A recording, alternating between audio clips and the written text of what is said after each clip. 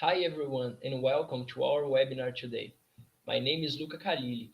I'm hosting this meeting for you today. Thank you all for being watching. I hope you enjoyed. Following the latest hype of Bitcoin and cryptocurrencies, this webinar aims to provide starting points for people interested in understanding blockchain technology, the technology behind cryptocurrencies, and exploring its true potentials in the energy and renewable energy sector.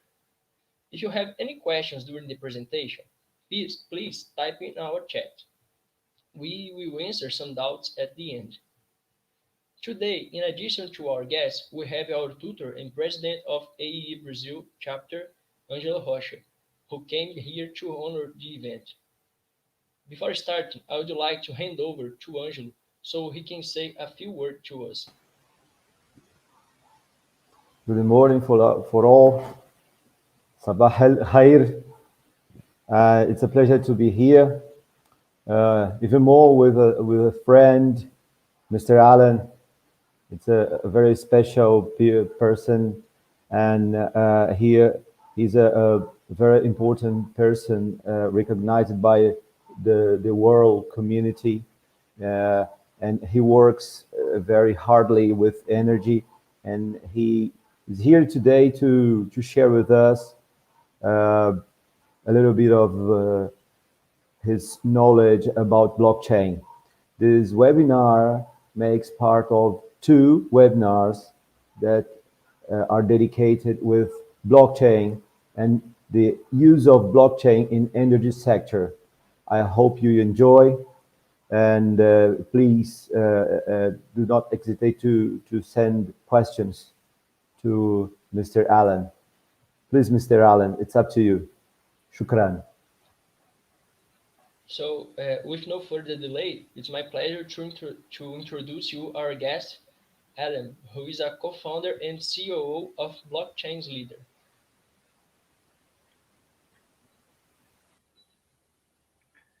Bom dia. Good morning, everyone. I'm really honored to be with you today for this first webinar. So first, I would like to thank the CFET AE student chapter for this opportunity and my dear friend Angelo for his overwhelming introduction. I'm really glad to be with you here today.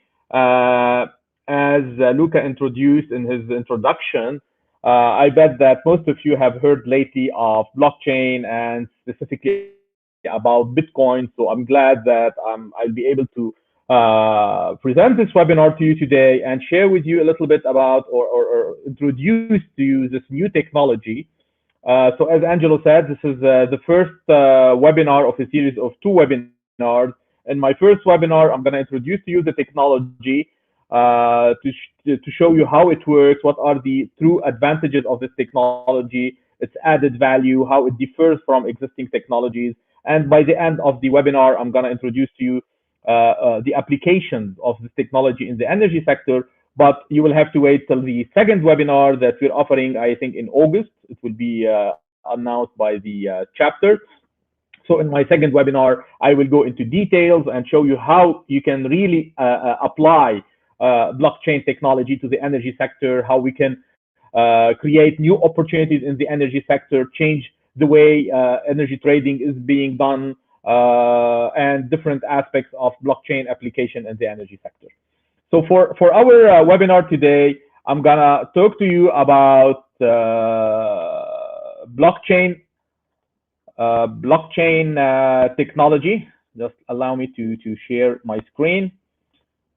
Okay, so I'm gonna talk to you about blockchain technology. I'm gonna try to simplify it as much as possible. So for you who are not really familiar with data networks and computer science, would be able to understand how blockchain technology actually works. Okay. As Luca said, if you have any question, please don't hesitate, post it in the chat, and I'll be glad to answer your questions by the end of the session. So first of all, I know that most of you perhaps didn't hear about blockchain technology, but the majority have definitely heard about Bitcoin, the most famous cryptocurrency, specifically lately with the posts of Elon Musk on Bitcoin, the rise of the prices of Bitcoin. So those prices skyrocketed. They reached 70,000 US dollars for one Bitcoin. Then they dropped again. Now they are around, I think, something between 20 or 30,000 US dollars. So this changes, and these tweets of Elon Musk brought a lot of attention to Bitcoin. Okay, so first of all, I want to differentiate, or I want to highlight the difference between Bitcoin and the blockchain. So first of all, blockchain is the technology behind Bitcoin. So blockchain is somehow, as we will see in the upcoming slides, it's a way of storing data. So it's a data network. It's a new technology. It's a new architecture of data networks. So we will see it's decentralized. It doesn't rely on a centralized entity. Whereas Bitcoin itself it is just one application of blockchain technology. It is the most famous one, the first application of blockchain technology. So when Satoshi Nakamoto introduced blockchain technology in 2019, he actually introduced Bitcoin, and blockchain was just the technology behind it. But later on, people started to learn more about the technology behind Bitcoin, and they saw a lot of opportunities behind this technology. This is why this technology, blockchain technology, has been integrated or imported to other sectors. So it's no longer just an application for the financial sector for cryptocurrencies, but it has been imported to the healthcare sector, to the industrial sector, energy sector, as we will see today, and different aspects of, or different sectors, financial sectors. Okay, so to understand the power of blockchain systems and the things they can do, it is important to distinguish between three things that are commonly modeled up, namely the Bitcoin currency. It's the specific blockchain that underpins it, and the idea of blockchain in general. Okay, so Bitcoin is just one application. Blockchain, it's a technology, and if I may say also, it's a philosophy. It's a new concept of dealing with data and sharing data, as we will see throughout this webinar. So before we go into and trying to explain to you what is this blockchain technology and how it works, let me start by comparing Uber to blockchain. So first of all, what is Uber? Uber kind of is the biggest taxi company, but weirdly, it doesn't own any car. So what actually Uber does is that it creates a platform where we have all the cab drivers around the world registering to this platform, sharing their and all the users who are willing or want to benefit from Uber services, they log into this platform, they specify the ride they want from which point to which point, and the platform will tell you who are the available drivers to offer you this service, and the time for them to reach you, and the fare, the fee. So actually, Uber is just an intermediary between cab drivers and people. And in exchange for this service, Uber takes a big chunk of the fees. So if your ride is something around $10, Uber, I think, will take around $3 or $4 from these fees in exchange for the services they are providing. So they are an intermediary, but yet they don't offer their services for free. So why am I going and trying to explain to you Uber? Because I want to introduce you a concept, and once I introduce this concept, you will understand how blockchain kind of works. So if I want to go and create a blockchain model of Uber, how would this blockchain model work? So first of all, I wouldn't have Uber. I would have the platform, okay? It's a platform of decentralized computers. So there is no central entity like Uber. There's no central server that controls everything. It's decentralized. It's a network of connected computers, mobile phones, iPads, whatever you want, all electronic devices that can connect to the internet. So we have this network of decentralized items. And if you, on one side, you have all the cab drivers connected to this network, offering their services, sharing their locations. And on the other side, we have all the people who are looking to benefit from this service. So in this blockchain model of Uber, as you can see, we wouldn't have an intermediary. Okay, so the service is a platform. It's an open source. Everybody can access it. Nobody owns it. Okay, and you can exchange information and services, as we will see, without having to pay fees, large fees, to a central entity. Okay, in most cases you will have to pay small amounts of fees just for people to validate your transactions, but this is nothing compared to the fees that taxi drivers pay for Uber company. Okay, so in a blockchain system, you don't have intermediaries. And when I talk about intermediaries, so we are talking like banks. A bank is an intermediary, because if you want to exchange money, I'll have to ask my bank to transfer an amount of money from my account to the recipient's account, where we have a second bank that's also an intermediary between myself and the other party who I'm sending money. So bank is an intermediary, Uber is an intermediary, all those service providers that usually Google is an intermediary. So in a blockchain world, blockchain promises to eliminate intermediaries. So in the words of Vitalik Buterin, he's the co-founder of Ethereum. Ethereum is the second most important blockchain platform after Bitcoin. So he said, whereas most technologies tend to automate workers on the periphery doing menial tasks, blockchain automates away the center. Instead of putting the taxi driver out of job, blockchain puts Uber out of job and lets the taxi drivers work with the customer directly. So in a blockchain network, we have what we call peer-to-peer networking. When peer-to-peer means any participant can connect to the other participant without passing through an intermediary. So the first one, and I've already introduced to you the concept of peer-to-peer. So this shows you the difference between the conventional network on the left, which is the client-server network, and the peer-to-peer network. For example, if you want to access your Gmail account, so you will have to go log in to Google server by putting mail.gmail or gmail.com. So you're accessing Gmail server, you're putting your credentials, which are your username, your email address, and your password, and you're accessing the information. So this is a client-server type of network, and this is like 95% of the available networks on the internet today are based on a client-server network or a web service. Okay, so in a peer-to-peer network, okay, you don't have the server, we don't have a central entity, but instead we have a network of interconnected computers where any logged in node, any participating node, or any peer can communicate with the other peer without having to pass through an intermediary. So if I want to send an email to Angelo, let's say, I'll have to log to Gmail server, I'll send an email, and the email will go to Angelo's inbox. So the intermediary in this case will be Google's server. In a peer-to-peer network, if I'm sending a transaction, if I'm sending a message, the message goes directly from my computer to Angelo's computer without passing through an intermediary. So this is the main difference between a client-server network, which is the conventional network, and the peer-to-peer network that is already used by blockchain technology. So now, what is blockchain? What is the definition of blockchain? Okay, so I'm gonna give you the most common blockchain definition that you can find on the internet. So a blockchain is a digital, distributed, chronological ledger that is hosted, updated, and validated by several peer nodes rather than by a single centralized authority. Let's go through this definition word by word. So blockchain is digital. So it doesn't exist in the real world. It exists only in the world of internet.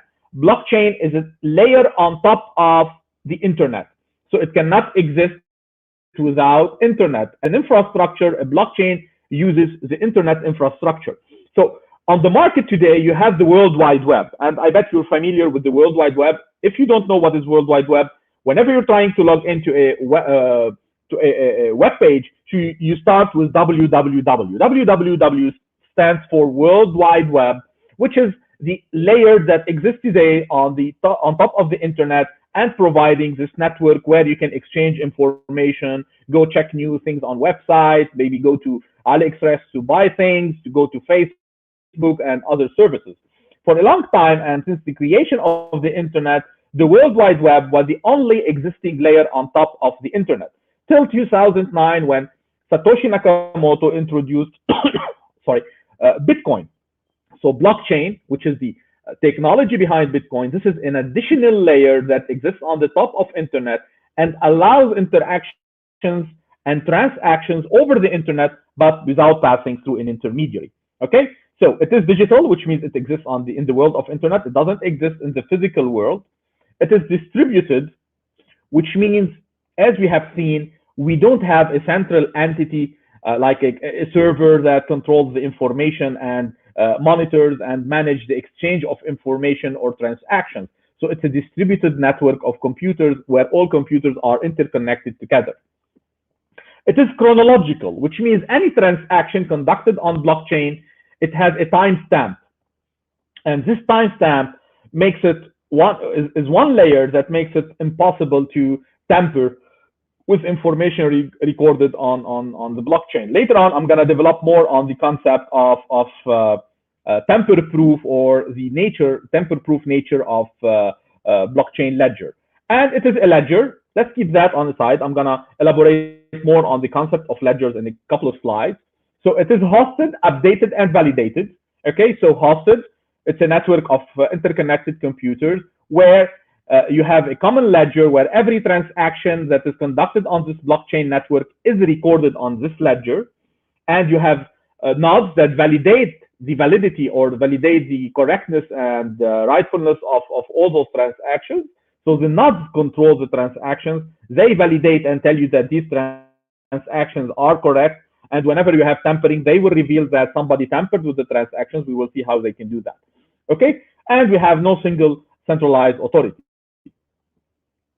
So it is a distributed database existing on various computers at the same time and not on a single repository or server. Okay, a decentralized technology, a blockchain is a decentralized technology tracking digital assets on peer-to-peer network while cryptographically chains blocks in a chronological order. Okay, so this is the definition. As we move through the slides, you will be able to understand more and more all these words that define blockchain technology. So let's first do a comparison between the conventional World Wide Web and blockchain technology.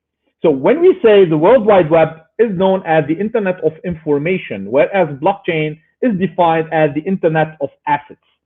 So in the World Wide Web world, you can exchange information, photos, videos, PDFs, documents. You can exchange all that, but technically, this is just an exchange of information. Even when you're trying to buy goods on the World Wide Web, technically, the exchange of goods and the payments are not done on the internet, but they are done in the physical world in parallel to what is done on the World Wide Web. So on the World Wide Web, if I'm trying to buy something from a seller in China through AliExpress, technically, I'm just sending my approval, okay, or my information and request, but the monetary transaction is being conducted in the real world through the banks. It's not conducted through the World Wide Web on the internet. So World Wide Web, even though it gives you the illusion that you can transact money, you can transact goods, actually you're just transacting information. It might seem very weird to you, but when I talk about the blockchain and we're talking about Internet of Assets, so technically with blockchain, you can exchange assets. We can exchange cryptocurrencies. So when I do a transaction, financial transaction on blockchain, I'm actually sending the money, the digital money from my account to the recipient's account. I'm not passing through an intermediary like a bank or a financial institution. So this is a main difference. And when we're talking about assets, it can be like digital deeds, copyrights, identities, energy, art, votes, financial assets, intellectual properties. All these can be digitalized, transformed into token. So we talk about tokenization and be transacted over blockchain technology.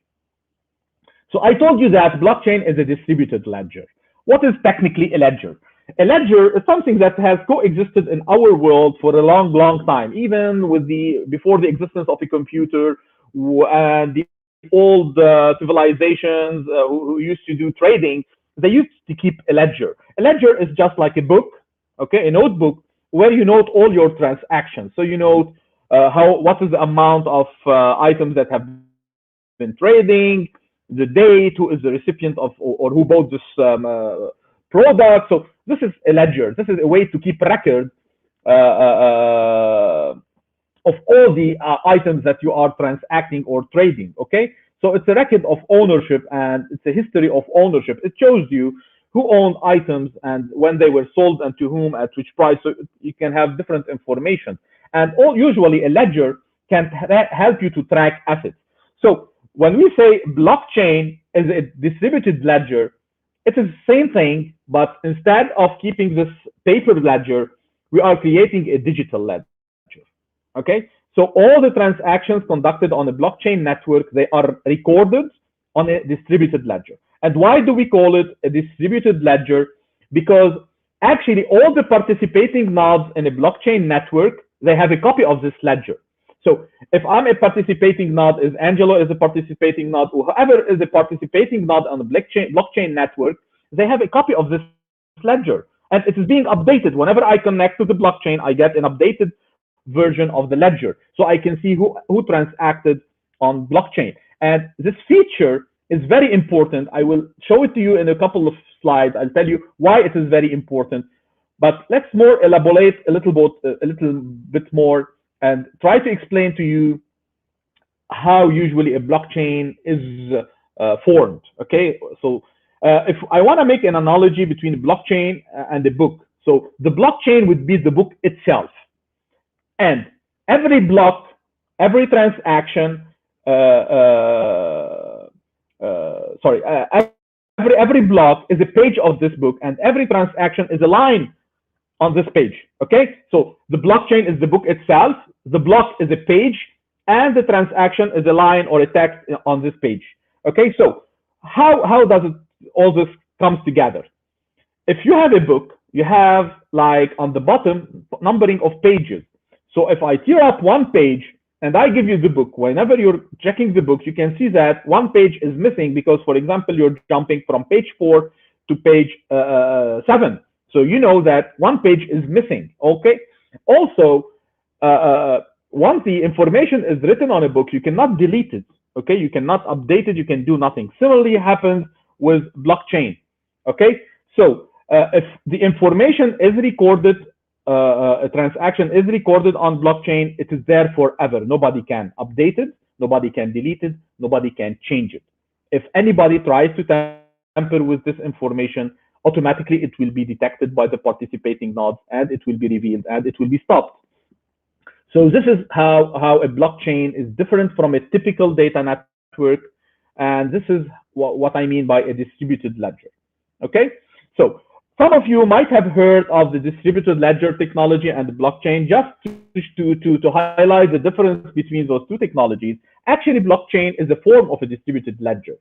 Okay, so in the real world, you can find distributed ledger technologies, but they are not specifically, they maybe are blockchain or not.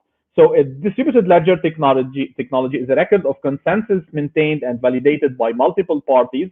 When we say consensus, which means that the majority of the participating nodes, by voting, they validate the ledger. They validate that this is the true copy of the ledger. And if the minority have a tampered copy of the ledger, they will be voted out and their copy will not be adopted as a true ledger. It's a way to construct a ledger in a decentralized way to achieve consensus among participants who don't trust each other. It holds records, new information in near real time, only adds new entries if consensus among participants is confirmed. So whenever you want to add information to a distributed ledger, you have to have the majority voting and validating this new information. Otherwise, it will not be validated and it will not be recorded on the blockchain, so the transaction will not happen.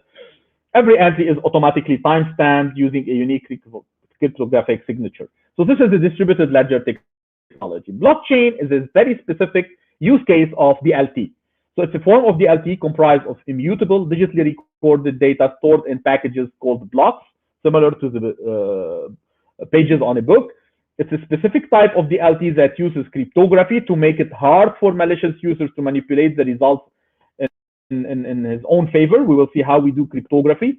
And it's a way to implement a distributed ledger. However, not all distributed ledgers necessarily employ blockchain. Okay? So how a blockchain works. Let's say I want to transact any type of asset.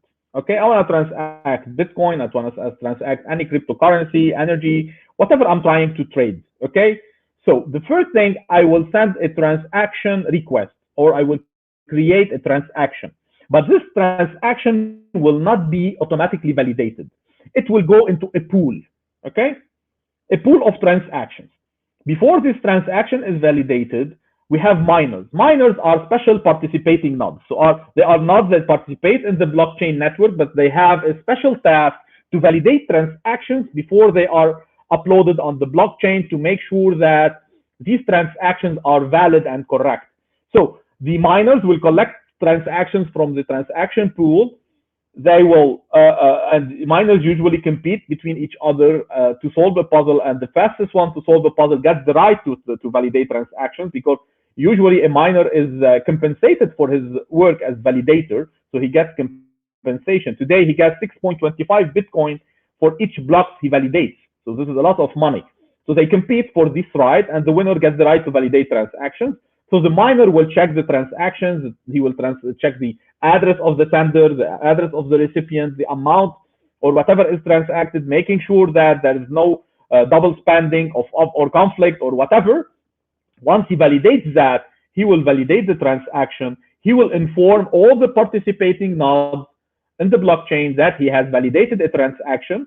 The other participating nodes will see this validation. They will vote on it, that it is the block to be created. They will confirm that, yeah, okay, we validate, we reach a consensus. Once we have more than 51% reaching a consensus on a certain block, this block will be added with all the transactions integrated in it. It will be added to the blockchain, and it is there forever. So once we have a validation, we have a consensus of all participating nodes, the block is created, it is added to the chain of blocks, and once it is there, nobody can ever change the information recorded on the blockchain network. So, usually, at first, when people thought of going into the digital form of assets, and specifically the digital form of monetary transactions, money, the first challenge that was on the market was the double spending. What do we mean by double spending? So usually for any system to operate, you have some delay. Okay, no data system that ever existed on the internet is like exists in a real time. You have some sort of delay because you're sending some money from one place to another due to the networks and hubs and everything. So it will have to go through the internet infrastructure. You have some sort of a delay. And the problem with monetary transactions, so in the real world, if I have a paper money, if I use it to buy from seller A, it's impossible for me to use the same bill to buy from seller B because I physically gave it to seller A. But in the digital world, and due to this delay in confirming transactions, perhaps a certain buyer will try to use the same cryptocurrency, the same Bitcoin, to buy from two sellers. So let's take this example. If the buyer wants to buy with the same Bitcoin 2 items from Alice and Bob. So in a blockchain technology, how would that work? So he will issue transaction 1 to buy an item from Alice, and transaction 2 immediately afterwards to buy from Bob. Those 2 transactions will go into the pool of transactions, and we will have the miners that will take the transaction. So let's say the first miner who gets the right to validate will validate transaction 1, and he will validate the selling or the transaction between the buyer and Alice. So later on, when another miner tries to confirm transaction 2, he will see that already this Bitcoin was spent to confirm a transaction with Alice. This way, it will be directly rejected, and this way it can help to detect double spending. And this was a breakthrough provided by blockchain technology that wasn't possible with digital currencies before blockchain technology. Okay, so this main breakthrough of blockchain allowed to create some sort of a new trust between unknown peers, okay, relying on cryptography and mathematical algorithms, okay, and without the need for trustworthy third-party intermediaries in order to manage those transactions. So usually we trust banks, or we rely on banks because they give us like some sort of a guarantee, or they give us the sensation of trust that they can help us to avoid being the victim of a fraud. but with blockchain and digital currencies, this technology can help to create trust between unknown peers without relying on intermediaries. So the main criteria of blockchain technology is distributed ledger, cryptography or cryptographic encryption, peer-to-peer, decentralization, security, trust, group consensus, immutability. Okay, we have seen why we call it distributed ledger. I'm going to tell you in a while what is cryptography and how it ameliorates the security of blockchain. You know what is now peer-to-peer transaction. It is decentralized, which means we don't have a central entity that controls the transaction. It is secure. Also, we'll see why. It creates trust. I have just explained it to you. We know what is a group consensus and how nodes vote on a certain transaction to make it valid, and it's immutable. Also, it will come in the upcoming slides. So, cryptography. In order to make blockchain safer for transactions, so for example, if a sender A is sending a message to recipient B, at some point somebody might intercept this message and try to tamper with it. Okay, so how blockchain helps to avoid this type of tampering of the transaction? So we have something we call asymmetrical cryptography. Cryptography is just trying to encrypt the data. But when we talk about symmetrical encryption, which means if I use a certain key to encrypt a message, so let's say if I'm sending a message to Angelo, I will inform him that the encryption key is to shift every letter by 2 positions right in the alphabet. So A will become C, B will become D, and so on. So Angelo knows that. If I send him a message, whoever intercepts the message will, if he doesn't know what's the encryption key, he will not understand the true message. But when it reaches Angelo, he can decrypt the message the same way by shifting every letter 2 letters in the alphabet to the left this time.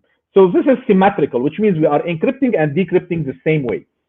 But blockchain uses a more complicated way of encrypting data. It uses asymmetrical encryption. Okay? Every user on the blockchain has something called a public key and a private key. For you to understand those 2 keys or pair of keys, a public key would be like your email address. So this is something that you can give to anyone who wants to send you an email. There is no danger from sharing your public key.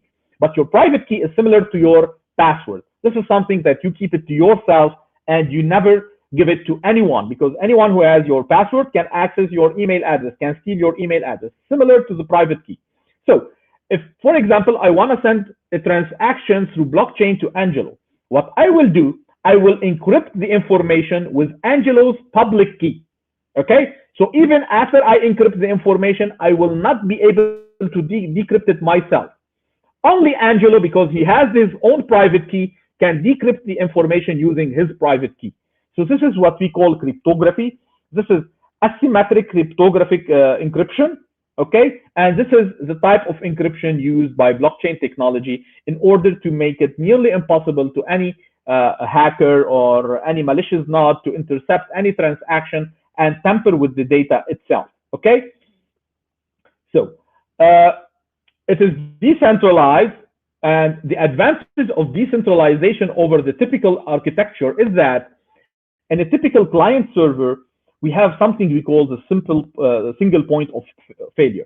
Okay, a single point of failure, which means if a hacker somehow hacks the server, okay, he will interrupt all the services provided by this server. Okay, so all the clients connected to this server will lose the service. Okay, but in a blockchain network, since it's decentralized, as you can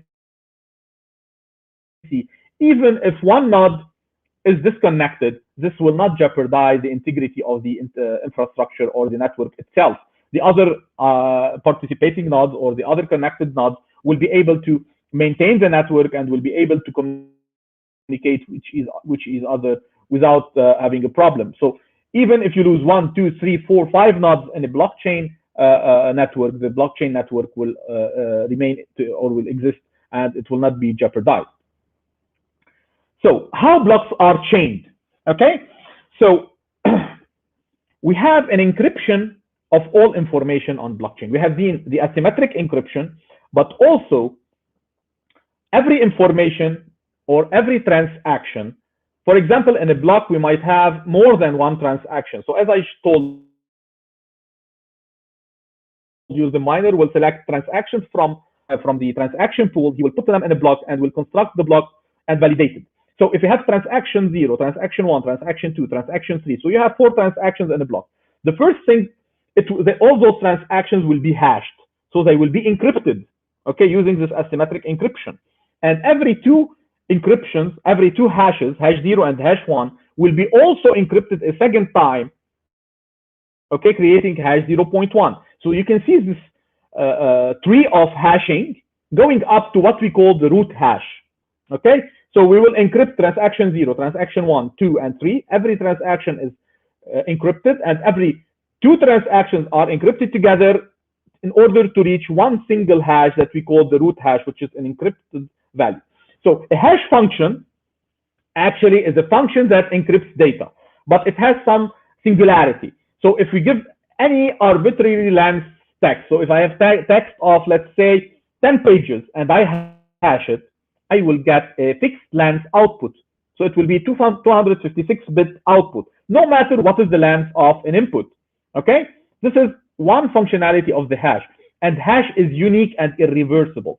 So if I have a hash, it's impossible for me to know what was the original message if I don't have the key to unlock it, okay? So it's not reversible, and whenever you change even one single letter, you will change the full hash. So this hash function is one of the features that makes it impossible to tamper with the data of blockchain, okay? Because if I put, for example, my name is Alain Aoun with a capital A, I will get a certain hash. If I change the A, the first letter in Alain, from capital A to lowercase a, the full hash will be changed, okay?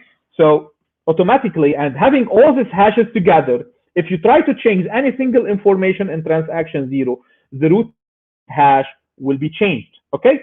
And to make things more complex, before finalizing a block, you take the hash of the previous block. So if I'm creating block n+2, I get the hash of block n+1, and I encrypt them, I hash them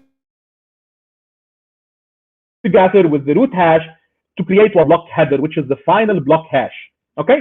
Why is it important to link the blocks to the previous one? Because, for example, if a hacker hacks into block n+1 and tries to change any information in that block, he will change the root hash and he will change the block hash, okay? Which means he will break the chain between block n+2 and block n. So you will see that the block hash of n+1 is no longer linked to block n. If I change something in block n+2, it will be no longer linked to block n+1 because I already have the previous hash of the previous block in the block hash, okay?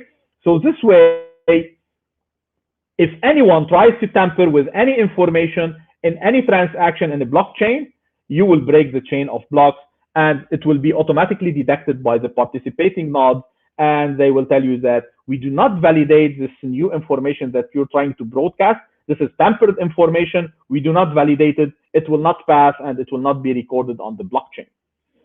One more thing. So let's assume a hacker wants to add a malicious block, a new block that's full of wrong information, wrong transaction. He's trying to spend Bitcoins that he doesn't have.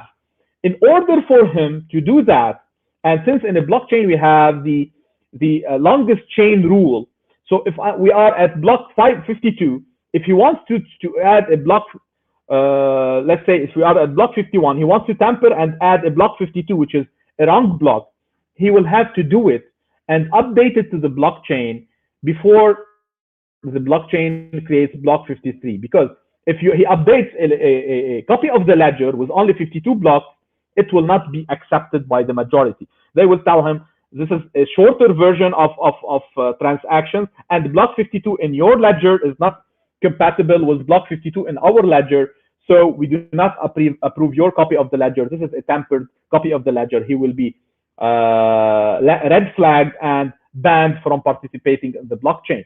So in order for a hacker to add malicious data on a blockchain, he should have more computing power, okay, than the majority of the participating nodes. So he needs more than 51% computing power than the majority of the nodes. And when we're talking about blockchain networks such as Bitcoin, you have thousands of participating nodes. So you must have like a supercomputer that doesn't really exist on the market today. So it's nearly impossible for any hacker to hack onto a blockchain ledger, onto a blockchain network, and try to tamper with the information to create malicious transactions. Till date, this is nearly impossible. Okay? So immutability, as I have explained to you, every block hash has a copy of the previous hash. So if anybody tampers, for example, with block number 3, you can see that the hash of block 3 has been changed, and it's no longer linked to the previous hash of block 4, which means everybody can detect that block 3 that is being broadcasted is a tampered block, and it will not be validated. And this is the importance of consensus in the blockchain network, because the majority or all participating nodes have copies of the ledger that shows all transactions or created blocks from block 0 to the actual block. And if anybody tries to tamper, it will be his copy of the ledger will be different than the other copies, and whatever he does will not be validated by the blockchain network. Nevertheless, when we talk about blockchain network, it's not just one type of blockchain. So we have private and public, and permissioned and permissionless.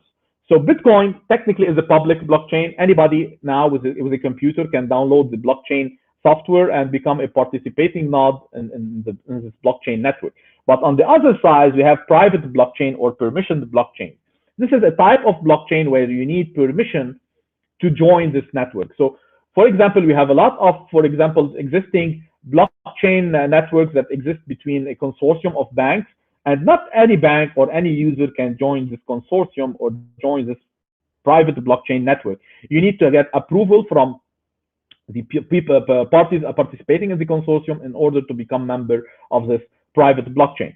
So usually public blockchains are more or less safe, but private blockchains are safer than public blockchain. So is blockchain truly a new technology that is catching up on the market, or just a hype? These figures will show you that what I'm talking about is more than just a hype in the world of cryptocurrencies. So as you can see, we have Ethereum. I told you this is the second largest blockchain network, and we have the Bitcoin network. Here we're talking about Bitcoin, not the cryptocurrency, but the Bitcoin network. So you can see, and this is a logarithmic scale, you can see this exponential growth in the number of transactions per year since 2016 till now, for example, for the Ethereum, because the Ethereum was launched in 2016, and for Bitcoin from 2011 till date. So we have a lot of transactions on daily basis. We have thousands and thousands of transactions going through Bitcoin and Ethereum, and this shows the interest of people in these technologies and the number of applications that are being created on top of this technology. Also, we have Bitcoin hash rate, and hash rate is, in other terms, the computing power of participating nodes in Bitcoin network. So as you can see, we have huge growth in the number of participating nodes in the Bitcoin network. This is a study conducted by Deloitte. So they asked several CEOs and told them which of the following best describe how you currently view the relevance of blockchain to your organization or project in the coming 24 months. So this study was conducted in 2018. Then again, they came again in 2019 and 2020 with the same question. And as you can see, the majority voted that it will be critical in our top 5 strategic priorities. And the most important part that you can see in 2018, only 43% of the CEOs were convinced in blockchain. In 2019, this number was increased to 53%. And then again, it was increased to 55% in 2020. And this shows you guys the interest of most companies in this technology and the true potential of this technology. A second way to show that to you, this is a study conducted by Forbes. They published something called the Blockchain 50, which are the 50 most important companies investing or investigating blockchain technology. So you can see those companies. These are like the true leaders in their field. So you have Amazon, BMW, Daimler, Facebook, Google, Honeywell, HSBC, GE, Microsoft, Samsung. You have a lot of banks. You have JP Morgan. You have retailers such as Louis Vuitton. You have computer companies like IBM, Microsoft. You have also healthcare. We have, as I mentioned, banks. We have De Beers, for example, for diamonds. So GE for energy. We have a lot of companies that are investing, and blockchain is catching up in supply chain, fintech, retail, shipping, healthcare, and insurance. So blockchain and the energy sector, as I already explained to you, we will just show what are the potentials. And in our second webinar, I'm going to show you how we can benefit from this technology to implement it in the energy sector. But just a few figures to show you the potential. By the Dutch energy, German energy agency in 2018 said that 80% of energy executives believe blockchain is game-changing and further dissemination is likely to happen in the energy sector. More than $300 million of investment in more than 100 startups in the energy sector by 2019. By 2020, the global blockchain technology in the energy sector market would surpass an overall valuation of $10 billion by 2026. This shows you the amount of investment being invested in the application of blockchain, specifically in the energy sector. Also, this is a study conducted by the World Economic Forum. It classifies the interest of blockchain, or the classification of blockchain benefits per sector. So inside the red triangle, see the energy sector. The first advantage that blockchain can offer to the energy sector is the full traceability of any information on the blockchain. The second benefit is increased security. Third place, we have increased speed and efficiency. Four is ability to ensure data has not been tampered with. Fifth, smart contracts and automation. Seven is new business products or services. And the final place is distributed nature of the technology. From global market insights, it showed that the compound annual growth rate of blockchain, for example, in the Asia Pacific continent, it's going to be more than 52% by 2025. In the US, it will go above $3 billion by 2025, and it will show an increase by 50%. So you can see these tremendous expectations and expected growth from blockchain in the energy market. Personally, I work in a laboratory where we investigate and research on the implementation of blockchain technology in the energy sector, and we have been able to identify more than 18 applications. Next time, I'm going to try to present to you most of these applications, but I can show you that we have, for transactive energy, we have energy exchange models based on blockchain, demand response models based on exchange, energy, electric vehicle charging, distribution management, grid flexibility, home energy management system, and building energy management system, peer-to-peer energy trading, wholesale trading. On the accounting level, we have retail billing, asset registry, renewable energy certificates, material traceability. We have also the field of asset tokenization, like renewable energy tokens, clean energy mining, shared renewable energy assets, and we have cybersecurity, ID authentication, IoT, and distributed energy resources security and grid security. Okay, so that's it for this session. If you have any questions, go ahead. I'll be more than glad to try to answer your questions.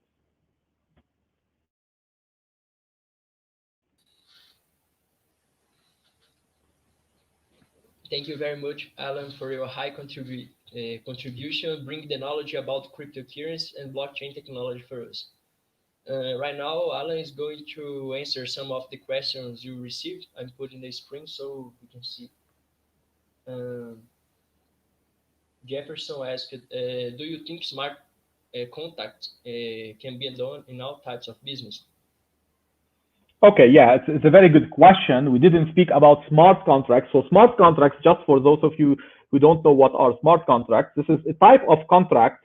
So like any conventional contract, you have two parties agreeing on a certain transaction, and you have conditions that you need to fulfill and comply with in order to validate the transaction or to execute the transaction. But a smart contract is a new generation of contracts. So first of all, this is a coded contract. So it's written in programming code.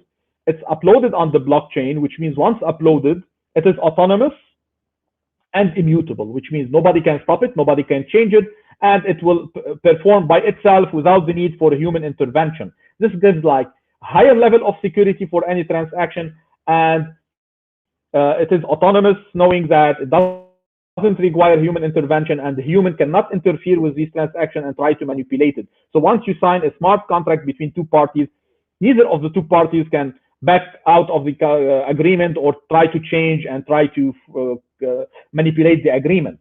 So to go to Jefferson's question, technically, yes, smart contracts can be executed or applicable. They are applicable to all types of businesses. So for any type of transaction, it can be applied to the financial sector, to the healthcare, trading, retail. And I know that it is already implemented on all those sectors, insurance sector, copyrights for the media sector, and definitely in the energy sector. In the next session, I'm going to show you one application of the smart contract for what we call energy performance contracting. So we have developed this platform where you can create smart contracts in order to create this relationship between energy service companies and clients in a certain type of contracts that we call energy performance contracting. So yeah, it is applicable to all businesses. Thank you. We have another question.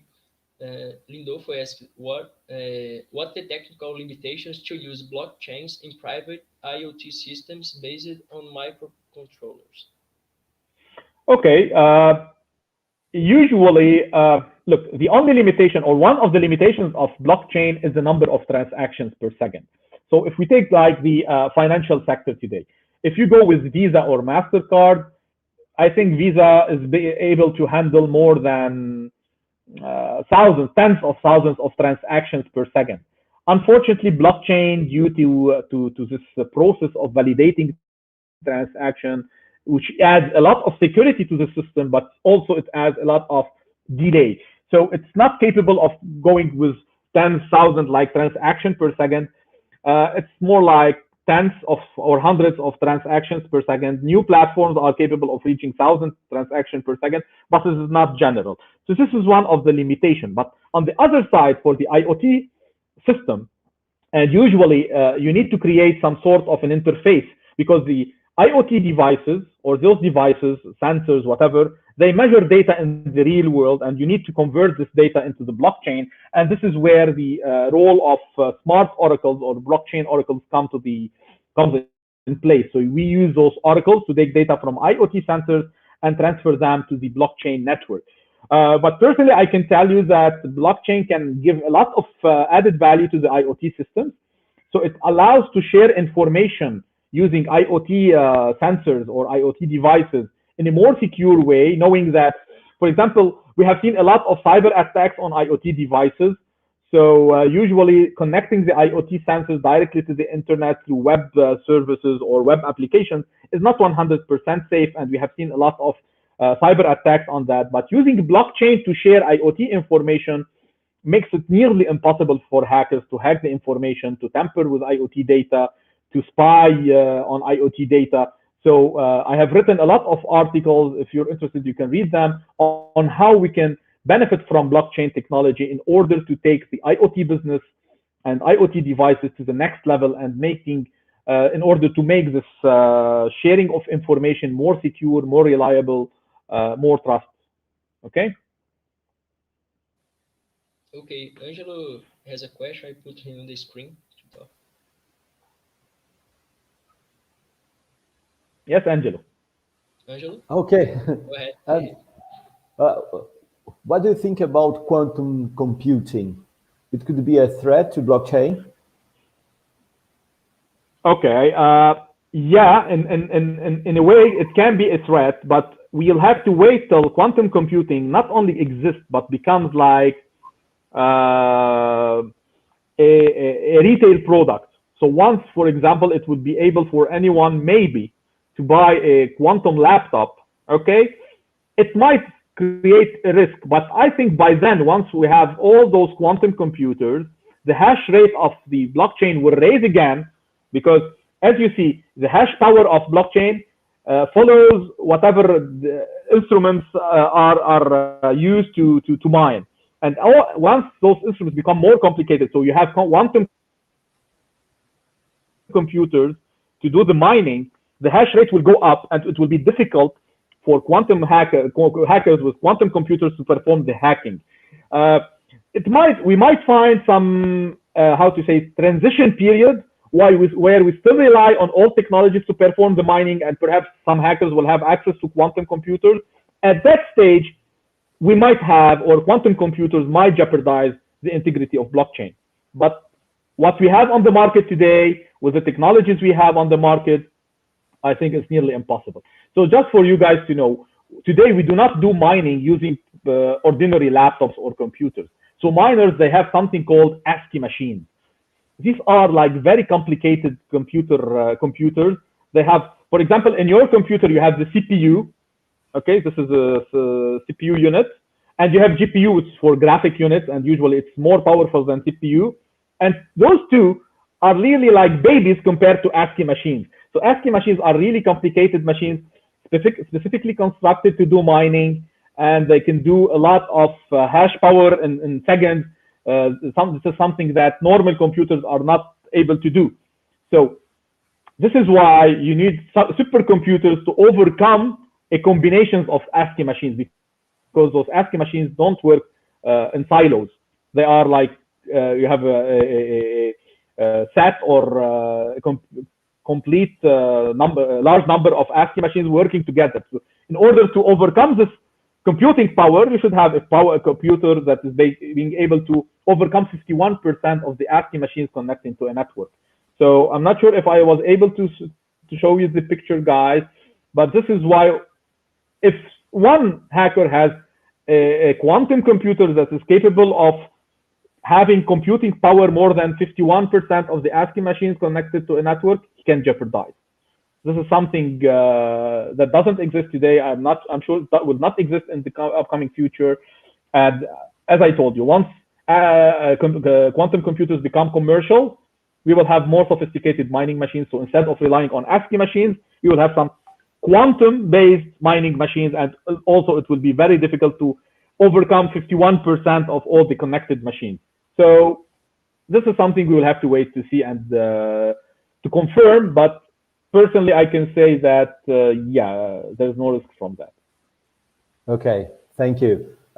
We have been facing too many problems with hackers related with energy sector in the latest years here in Brazil. But I will not ask you some questions about that because we'll have the second one in August, the next August. Okay, but I have many questions about that. We have a few more questions. Yeah, go ahead. So Jefferson asked, what prevents the increase in energy trading? What prevents the increase in energy trading? Actually, nothing prevents that. Unfortunately, the energy market is still waiting for innovators to come with new ideas and new concepts. The blockchain application to the energy sector actually only started like 3 to 4 years ago, and it's not that easy to create a model and to implement it. Usually, this requires a lot of investigation, research.